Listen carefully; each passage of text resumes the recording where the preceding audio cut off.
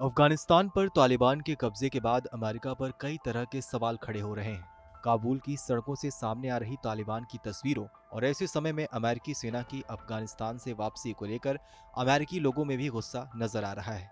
अमेरिकी सरकार के खिलाफ वॉशिंगटन की सड़कों पर लोगों ने प्रदर्शन किया। कई और देशों में भी अमेरिका के खिलाफ प्रदर्शन की खबरें सामने आ रही है, जिसमें लोगों ने अमेरिका पर अफगानिस्तान को धोखा देने का आरोप लगाया है।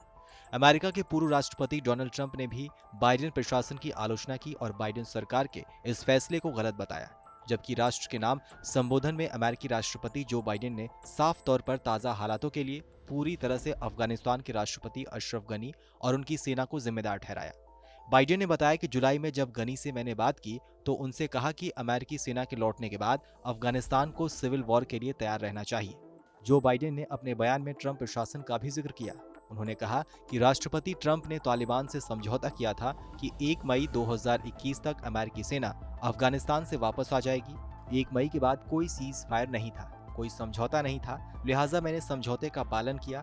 इस तरह बाइडेन ने अफगानिस्तान में अमेरिकी सेना को वापस बुलाने की बात को जायज ठहराया। साथ ही उन्होंने ताज़ा हालातों के लिए अफगानिस्तान की लीडरशिप को जिम्मेदार ठहराया।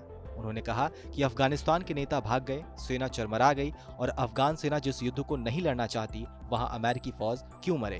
अफगान इंटेलिजेंस सर्विसेज की तरफ से भी बताया गया कि 5000 सैनिकों ने अमेरिकी ऐलान के बाद से हर महीने सेना को छोड़ना शुरू कर दिया।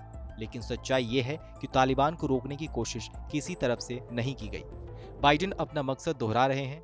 वो कह रहे हैं कि 20 साल पहले जब हम अफगानिस्तान आए थे तो हमारा टारगेट 9/11 अटैक का बदला लेना और अलकायदा को अफगानिस्तान की जमीन का इस्तेमाल न करने देना था, और हम इसमें पूरी तरह से कामयाब हुए।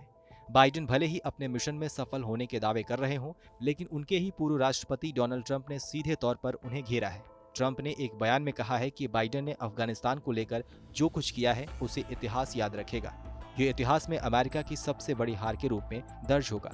बता दें कि अफगानिस्तान में बिगड़ते हालात को लेकर अमेरिका में भी प्रदर्शन देखने को मिल रहे हैं। अमेरिका में भी लोग सड़कों पर निकलकर अमेरिकी सरकार के इस निर्णय का विरोध कर रहे हैं। बहरहाल, हमारी इस खबर को लेकर आपकी क्या राय है, हमें कमेंट सेक्शन में लिखकर जरूर बताइए। बाकी देश और दुनिया की अन्य बड़ी खबरों के लिए सब्सक्राइब करें TV9 भारतवर्ष।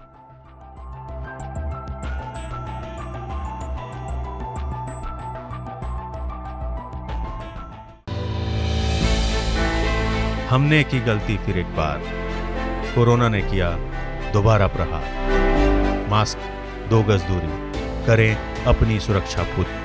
कोरोना टीका हम सबको लगाना है, मिलकर साथ समझदारी से कोरोना को हराना है।